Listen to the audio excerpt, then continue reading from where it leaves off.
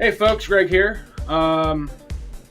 So I wanted to go ahead and give you my review of It Takes Two. It Takes Two is from the same, I can't think of his name. Announcement, now I'm here with Joseph Ferris from Hazelight on the internet. Fuck the Oscars, you know? Fuck the Oscars! Fuck you! Anyway, the guy that made Brothers, I think it's called Brothers, Tale of Two Brothers or something like that, and A Way Out, he's now made It Takes Two. One thing you'll recognize about his game development style is that it requires two players to play together. And It Takes Two is the culmination of everything that he's learned over the past few years of making two other games. It Takes Two is a story about a couple who is getting a divorce. Their daughter finds a book that apparently has magical properties. And in regards to that, their daughter accidentally, through the magic of the book, turns her parents into dolls. While they're dolls, their bodies are in a catatonic state, and their daughter is, in a sense, blaming herself for them getting a divorce. But what the gameplay is the gameplay serves as points of storytelling. So instead of just having levels that you traverse and then you get more story, you get story throughout the game while solving these puzzles. Both Cody and May are going through marital troubles. This is something that if you've ever been with somebody, or you're in a marital status, like, sometimes people fall out of love, sometimes things change, but also you can fix things, you can make things better. And the book basically allows both these characters, by the book I mean Dr. Hakim, he allows both these characters throughout the entire story to understand one another and grow together again and become a better couple by strengthening what keeps them together and allowing both of them to understand their weaknesses. So it's both, like, I would say the story, if you just did the story like in a TV show or something, it's on Pixar quality to me. It's a really well structured, told story, on top of stellar fucking gameplay. Now that, I think, where the game shines the strongest is in the gameplay. With A Way Out, a lot of the way the game played was you have to work together to get through things. But it was also told in a way that, again, served the story. So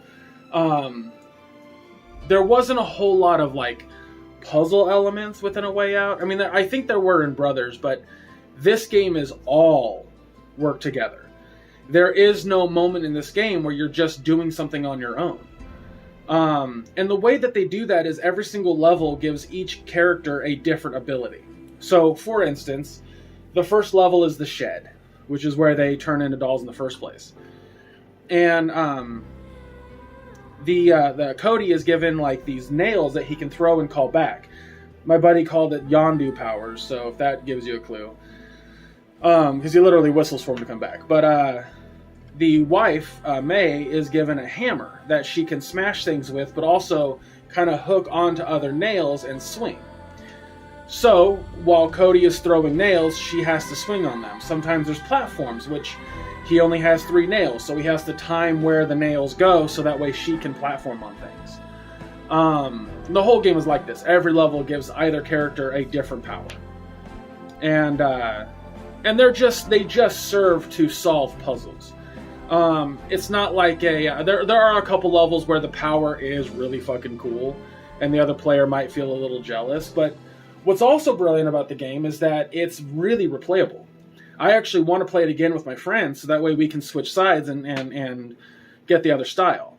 One of the things that the director of the game, God, I can't remember his name. If you want to know who the fuck I'm talking about, it's the same guy at the Game Awards that one year that was like, fuck the Oscars. Fuck the Oscars! But he was really conceited. He did an interview with IGN, and he was basically explaining that he wanted a game that wasn't going to feel stale. That he never wanted a game that was just the same mechanic over and over and over and over, much like a lot of games are nowadays. One thing that somebody talked about, like, because they said they wanted this guy to make an open world game. He goes, I'd love to make an open world game, but the biggest issue, the biggest hurdle that I'd come across is the fact that I don't want a game to utilize the same mechanic over and over and over, kind of like what was the name of that game?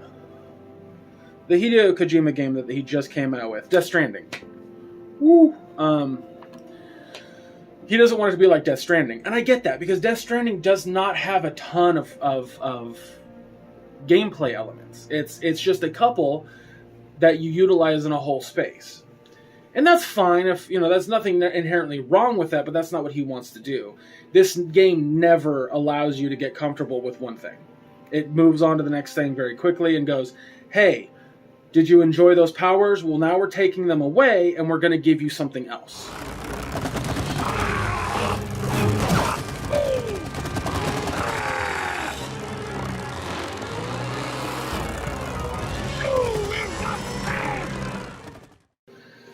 I love that. I personally, maybe that's the ADD inside me going, ooh, yay, new thing. But the game never allowed you to get complacent. It was like new fucking activity. The other thing is that there's a very small learning curve. So as it gives you a new ability, or gives two players a new ability, it always allows you to learn that ability, utilize that ability, and then takes it away. You go, oh my god, that was fun because I didn't get bored. I never got bored. And the game is long. It's a solid 12 to 15 hours, depending on, both players' ability to platform or solve puzzles quickly. So it's fantastic. This game is a 10 out of 10. Like, I can't recommend it enough. It's just perfect. Like, I know that one of the guys that reviewed this, I can't remember his name, but he does a thing called the Moist Meter. He's Penguin Zero on YouTube, but I also think he's on Twitch as something else, but I don't remember. Anyway, he did a Moist review, and he said he gave it a 95%. And when asked, well, he didn't get asked, but he knew that somebody might, that why not 100%? If you say this game is perfect, like, why not give it 100%? And he says, because... and I'm utilizing this because I agree with him.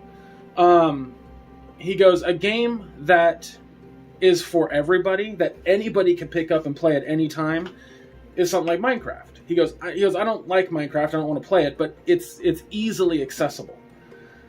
This game isn't. There is a bit of a skill gap when it comes to playing the game.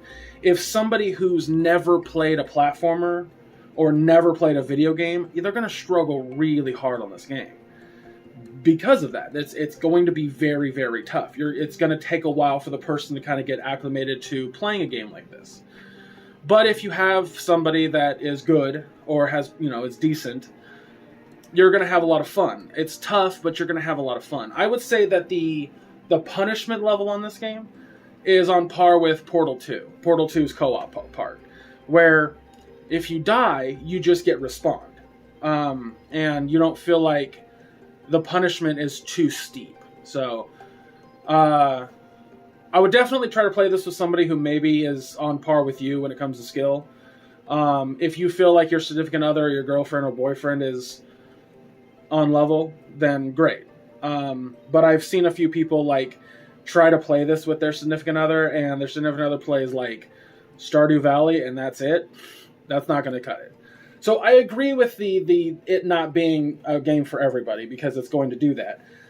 But if there's a way that you can watch the game or play it with a third party or something to that effect, do that. I would say, if you're playing the game and you have your wife or your girlfriend or your boyfriend sitting next to you while you have another friend playing the game somewhere else, great. But whatever. Also, the other thing is that if you buy the game, you can give it to a friend. They have a thing called the Friend Pass, where they get a copy of the game in a way. My buddy didn't get any achievements on the Xbox, but I did, so there's that issue with it, but whatever. Yeah, I don't know. There's much more to say. I don't want to spoil the story, so I can't give you that. It's a really good story. So I'd say, when it comes to level design, A+. When it comes to storytelling, A+. When it comes to visuals, A+. Game is gorgeous. So definitely go check it out. It's worth your time. Guys, thank you for listening. It Takes Two, A+, top notch, top tier, whatever you want to call it. Make sure you follow me on all socials under Chub Rock Geek. You can go and follow, subscribe to this channel, Mission Start Tubes. Anthony's going to be uploading more stuff throughout time.